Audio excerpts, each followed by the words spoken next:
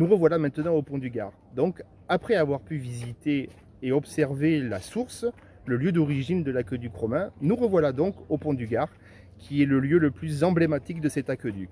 Il est classé au monument historique donc, et à l'UNESCO depuis 1985.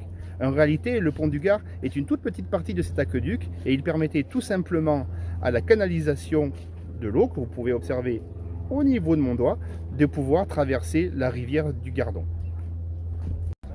Le pont du Gard fut bâti au 1er siècle, à peu près entre les années 40 et 50. La fin de son utilisation date du 6e siècle. Il fut également utilisé comme pont routier et les piles du 2e étage furent échancrées pour pouvoir laisser le passage aux divers véhicules qui pouvaient l'emprunter, mais cela malheureusement fragilisa grandement le pont.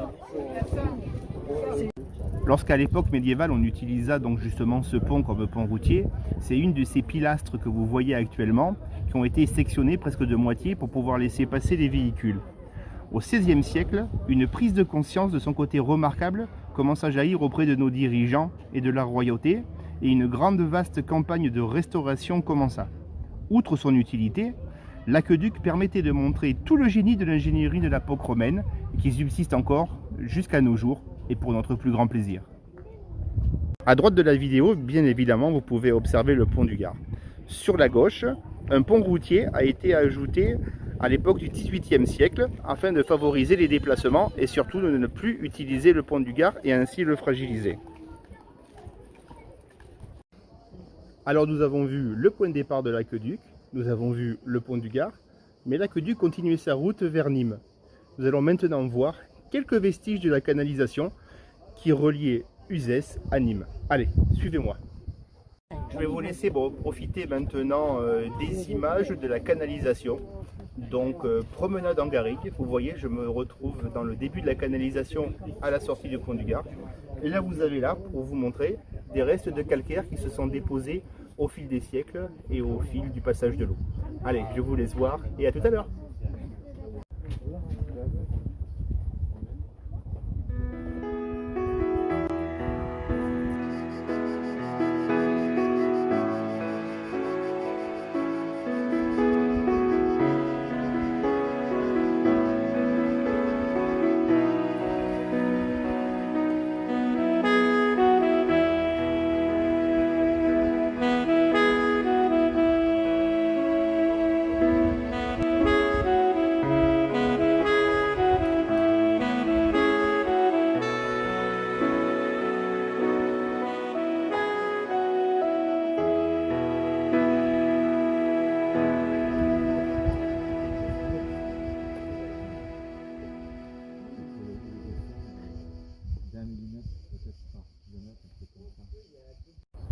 Alors ce fameux aqueduc, il atterrit bien quelque part. Eh bien il arrive à Nîmes.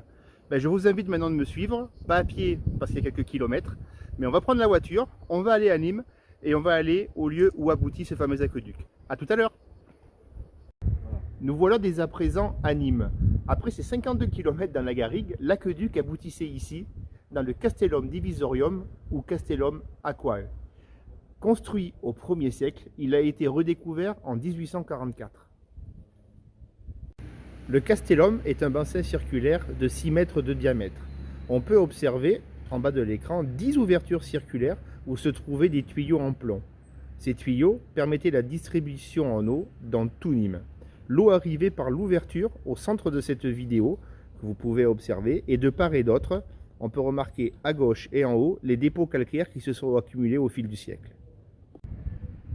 Nous n'avons actuellement aucune trace et aucun croquis de l'aspect extérieur du bâtiment qui a aujourd'hui disparu. Un seul autre monument de ce style est encore visible et il est conservé à Pompéi.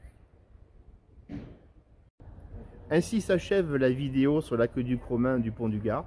J'espère que vous avez eu plaisir à la visionner. N'oubliez pas, si vous le souhaitez, de vous abonner à ma chaîne YouTube. D'autres vidéos sont en préparation. Et si vous avez des thèmes spécifiques que vous aimeriez voir traités, n'hésitez pas à me le dire et à me contacter. Merci de votre attention et à très bientôt pour un prochain Selfie Histoire. J'ai envoyé la photo. Petit commentaire.